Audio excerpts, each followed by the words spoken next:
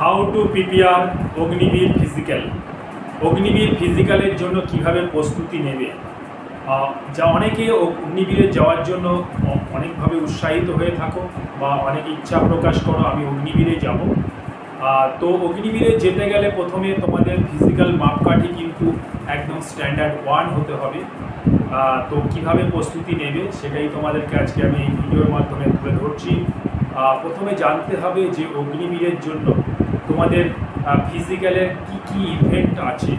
প্রথমেই বন্ধু তোমাদের বলে দিই, 1600 মিটার রানিং আছে, 5 মিনিট 30 সেকেন্ডে এটা কমপ্লিট করতে হবে।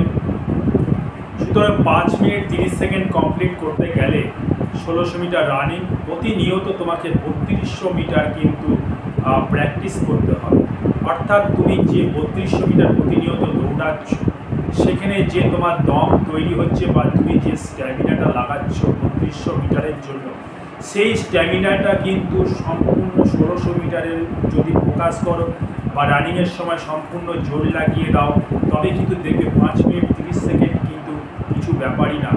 ফুল স্ট্রেংথ ফুল স্ট্যামিনার সঙ্গে অনেকটা কম দমের মাধ্যমে কিন্তু তুমি এগিয়ে যেতে সক্ষম হয়েছো। 5 মিনিট 30 সেকেন্ডে সাকসেস হবে, এটার মধ্যে কোনো চিন্তার কিছু কারণ নেই। তাছাড়া অগ্নিবীরে যাওয়ার জন্য আর কি ইভেন্ট আছে সেটা তোমাদের জানা অবশ্যই জরুরি। নেক্সট ইভেন্ট আছে পুল আপ। আরেকবার বলি কথাটা, পুল আপ ব্র্যাকেটে লেখা থাকে বিম। তো সুতরাং অনেকে পুল আপ আর পুশ আপার মধ্যে পার্থক্যটা বুঝতে পারে না। তোমাদের বুঝতে হবে what is the difference between pull up আর পুশ আপ। পুশ আপ আর পুল আপটা কিন্তু সম্পূর্ণ টোটালটাই আলাদা। অনেকে হয়তো পুশ আপ প্র্যাকটিস করে যাচ্ছে, তোমাদেরকে পুল আপ দিচ্ছে।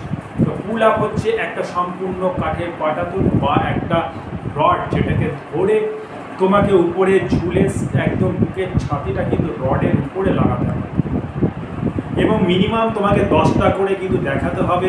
কারণ আজকে দেখছো কম্পিটিশনের বাজার, সারা পশ্চিমবাংলা জুড়ে তারা সারা ভারতবর্ষে জুড়ে যে ভ্যাকান্সি বেরোচ্ছে তার তুলনায় কিন্তু ছেলে সংখ্যা প্রচুর। সুতরাং তোমাকে যদি মেরিট লিস্টে টিকে থাকতে হয় তো সর্বোচ্চ টার্গেট করতে হবে মিনিমাম 10টা কিন্তু তোমাকে প্র্যাকটিসের মধ্যে রাখতেই হবে। যদি 10টা ঠিকঠাক দিতে পারো তবে কিন্তু তুমি দেখবে মেরিট লিস্টেও চলে আসছো।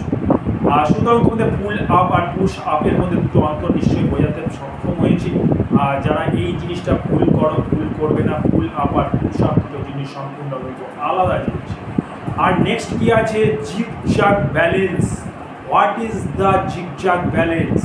জিগজ্যাগ ব্যালেন্সটা কি তোমাকে জানতে হবে। যারা ডিফেন্স পার্সোনাল তারা কিন্তু জানে জিগজ্যাগ ব্যালেন্সটা, কিন্তু তোমরা সিভিলিয়ান তোমরা জিগজ্যাগ ব্যালেন্স অনেকেরই অভিজ্ঞতা নেই। কেন, যারা ডিফেন্সের লোক তাদের কিন্তু প্রতিদিন সকালে কিন্তু অবস্টিকাল থাকে, অবস্টিকালের মধ্যে কিন্তু জিগজ্যাগ ব্যালেন্সটা থাকে। সুতরাং জিগজ্যাগ ব্যালেন্সটা কি তোমাদের একটা তুলে ধরছি আজকে এই ইউটিউব চ্যানেলের মাধ্যমে।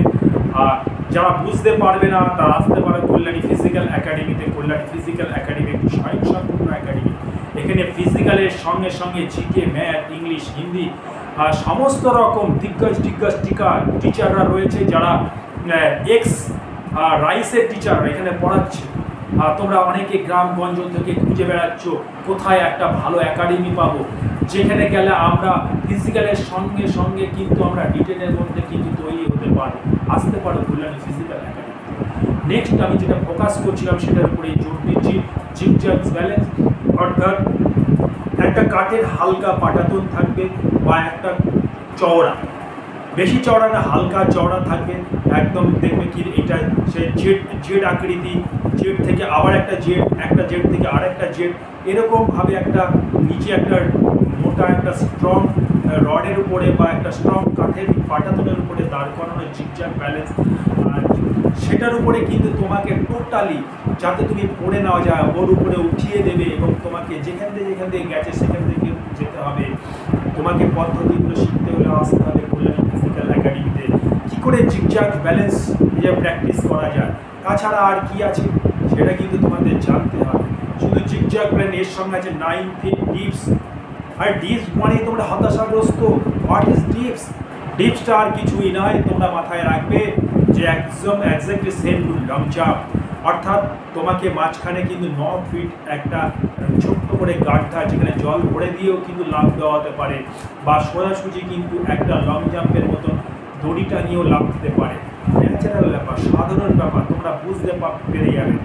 যারা যারা ভাবছো যে অগ্নিবীরের জন্য তৈরি হবে, আসতে হবে কল্যাণী ফিজিক্যাল একাডেমিতে। আমি তোমাদেরকে কথা দিচ্ছি, অ্যাসুরেন্স দিচ্ছি যে ফিজিক্যালে কিন্তু এভার টু নেভার আমিও একজন physical training inspector all India police academy. তোমরা যদি খাটতে পারো আমি তোমাদেরকে খাটাতে পারবো। মনের জোর থাকলে ইচ্ছা শক্তি থাকতে হবে, শুধু সময় কাটালেই হবে না। টাইম পাসের জন্য কিন্তু একাডেমি নয়, আসতে হবে চাকরি নেওয়ার জন্য। লড়াই করতে হবে, লড়াই করে কিন্তু এগিয়ে যেতে হবে। সুতরাং যারা অগ্নিবীরের জন্য তৈরি করতে চাইছো, আসতে পারো কল্যাণী ফিজিক্যাল একাডেমিতে। জয় হিন্দ, বন্দে মাতরম।